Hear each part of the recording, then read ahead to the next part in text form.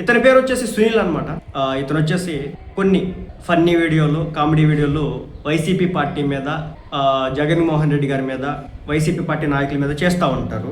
Okay, అంటే so తను యాక్టింగ్తో తనకు ఆపర్చునిటీ వచ్చింది కాబట్టి తన యాక్టింగ్ ఈ విధంగా చేస్తున్నా అని చెప్పేసి చెప్తా ఉన్నారు. అయితే అవి ఒక స్థాయి వరకు బాగానే ఉంటాయేమో, ఆ స్థాయి మించితే బాగోదేమో ఒకసారి చూద్ది. ఎందుకంటే నేను ఒక ఫోటో బాగా వైరల్ అయింది. సో దీంట్లో భారతిరెడ్డి గారిది ఏదైతే ఉంటుందో ఆ ఫేస్ వాడారు. బేసిక్గా అది చాలా తప్పు. మనం రాజకీయంగా జగన్మోహన్ రెడ్డి గారితో కొట్లాడుతున్నాం, వైసీపీ పార్టీతో కొట్లాడుతున్నాం, వైసీపీ పార్టీ నాయకత్వంతో కొట్లాడుతున్నాం. అంతేగాని మనం భారతీ గారితో ఆమె రాజకీయాల్లో అయితే ప్రత్యక్షంగా అయితే ఎక్కడ కూడా లేరు. ఉన్నా కానీ వాళ్ళ ఫోటోలు మాడిఫై చేయొద్దు కూడా. దేనికైనా ఒక లైన్ ఉండదని నేను చాలా సందర్భాల్లో మాట్లాడుతూ ఉంటా. ఎందుకంటే ఆ లైన్ క్రాస్ అయితే, ఇప్పుడు జగన్మోహన్ రెడ్డి గారిని పాలసీ ప్రకారం విమర్శించినారు, బాగుంది. మీ వీడియోలో పాలసీ ప్రకారం కొన్ని కామెంట్లు చేస్తూ ఉంటారు, లేదంటే కనుక కొంచెం మీమ్స్ లాంటివి చేస్తూ ఉంటారు, ఫన్నీ వేలో ఏదో చేస్తూ ఉంటారు, ఓకే.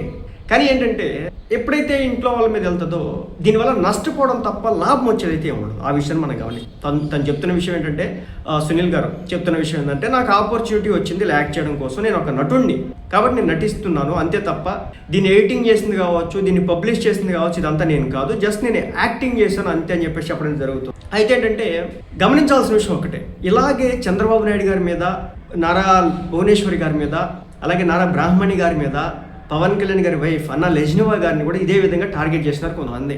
ఏం జరిగింది వాళ్ళకి, ఎలాంటి పరిస్థితులు పెట్టినాడు భగవంతుడు. కాబట్టి దయచేసి వీలైనంత వరకు మహిళల జోలికి వెళ్ళకండి. ఏదైనా ఉంటే జగన్మోహన్ రెడ్డి గారితో ఆయన పాలసీ ప్రకారం మాట్లాడితేనో అది చేస్తేనో మనం క్వశ్చన్ చేయడం తప్పు కాదు. కానీ ఇంట్లో ఆడవాళ్ళని తీసుకురావడం కరెక్ట్ కాదేమో, కరెక్ట్ కాదు కూడా. చాలామంది అంటూ ఉన్నారు, నేను ఎక్కడ కూడా చూశాను, మరి భారతీ గారు సాక్షి టీవీకి సంబంధించినటువంటి చైర్మన్ కదా, అది కదా ఇది కదా అని చెప్పేసి మాట్లాడుతున్నారు. ఓకే, ఒకవేళ వాళ్ళ ఛానల్లో తప్పుగా ఏదైనా జరిగితే కనుక, ప్రొజెక్షన్ అయితే కనుక వాళ్ళ మీద మనం కేసులు పెట్టడానికి అవకాశాలు అయితే ఉంటాయి అనమాట. ఎందుకంటే అది మెయిన్ స్ట్రీమ్ ఛానల్ కాబట్టి సో పనిష్ చేయడానికి అవకాశాలు చాలా ఎక్కువ ఉంటాయి. సోషల్ మీడియాలో అంటే చిన్న చితక పోస్ట్ కాబట్టి ఓకే, కానీ మెయిన్ స్ట్రీమ్ ఛానల్ అలా ఉండదు. ఒక ఛానల్ కనుక తప్పు చేస్తే కనుక ఆ తప్పు క్షమాపణ కూడా చెప్పాలా. నారా లోకేష్ గారి మీద ఇదే విధంగా ఇదే సాక్షి ఛానల్లో రకరకాల వార్తలు ప్రచారం చేస్తే ఇదే సాక్షి ఛానల్ మీద పరువు నష్టం దావా వేస్తున్నాడు నారా లోకేష్. సో ఈ పరువు నష్టం దావా వేయడం కారణంగా ఇప్పుడు నారా లోకేష్ గారి విషయంలో మాట్లాడాలంటే 1-4 సార్లు ఆలోచించి మాట్లాడుతుంది. ఎందుకంటే మన దగ్గర వాయిస్ ఉంది, మన దగ్గర ఛానల్ ఉంది.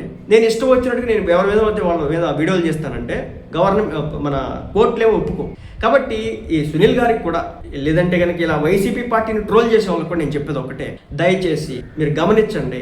రాష్ట్ర సీఎంల మీద కొన్ని కామెంట్స్ చేస్తేనే అరెస్ట్ చేసి బొక్కలేస్తున్నారు. ఈ రోజున రేవంత్ రెడ్డి గారి మీద డెలివరీ బాయ్ అని చెప్పేసి కామెంట్లు చేసినందుకు వైసీపీ పార్టీకి సంబంధించిన అధికార ప్రతినిధి యనమల నాగార్జున యాదవ్ అనేటటువంటి ఒక వ్యక్తిని అరెస్ట్ చేసి బొక్కలు అయిపోతా ఉన్నారు. అలాగే తమిళనాడుకి సంబంధించినటువంటి సీఎంని కూడా, విజయ్ను కూడా పర్సనల్గా కామెంట్ చేసినందుకు గాను అక్కడ సంబంధించినటువంటి రాష్ట్ర ప్రభుత్వం ఎవరైతే కామెంట్ చేస్తారో అతను అరెస్ట్ చేసింది. మనం తెలుసు, ఆంధ్ర రాష్ట్రంలో పవన్ కళ్యాణ్ గారి మీద నీచంగా కారు కూతురు కూసేటువంటి కొంతమంది వ్యక్తుల మీద ఈ మధ్యకాలంలో చర్యలు తీసుకోవడం జరిగింది. దయచేసి ఆ లైన్ క్రాస్ చేయొద్దు. క్రాస్ చేస్తే ఇబ్బందులు పడేది మీరే. దేనికైనా ఒక గౌరవం ఉంటుంది, ఆ గౌరవాన్ని పోగొట్టుకోవద్దు. ఒక కామెడీ వీడియో చేసామంటే ఎదుటోడికి నొప్పకుండా మనం ఏదైతే సబ్జెక్ట్ చెప్పాలనుకున్నామో అక్కడ దాకా వెళ్తే తప్పులేదు. కానీ ఎదుటోళ్ళ మనసుల్ని బాధ కలిగించి ఇంట్లో ఆడవాళ్ళ దగ్గరికి వెళ్తే కనుక అది తప్పు అవుతుంది. చంద్రబాబు నాయుడు గారు కూటమి ప్రభుత్వం ఈ విషయంలో చాలా స్ట్రిక్ట్గా ఉంది. దీనికి ప్రత్యక్ష ఉదాహరణ టీడీపీ పార్టీకి సంబంధించినటువంటి ఒక కార్యకర్త, హార్డ్ కోర్ టీడీపీ పార్టీ కార్యకర్తనే మన భారతీ గారి మీద కామెంట్లు చేశారని చెప్పేసి తీసుకెళ్లి బొక్కలో వేయించినారు. కాబట్టి జాగ్రత్తగా ఉండండి. ఏ పార్టీ అయినా సరే ఇంట్లో మహిళల జోలికి వెళ్ళొద్దు, వ్యక్తిగత విషయాల జోలికి వెళ్ళొద్దు, ఒక లైన్ దాటి మాట్లాడొద్దు. పాలసీ ప్రకారం క్వశ్చన్ చేయండి. ఎవరు వద్దనరు. క్వశ్చన్ చేస్తే ఎవడు తప్పు పట్టడు.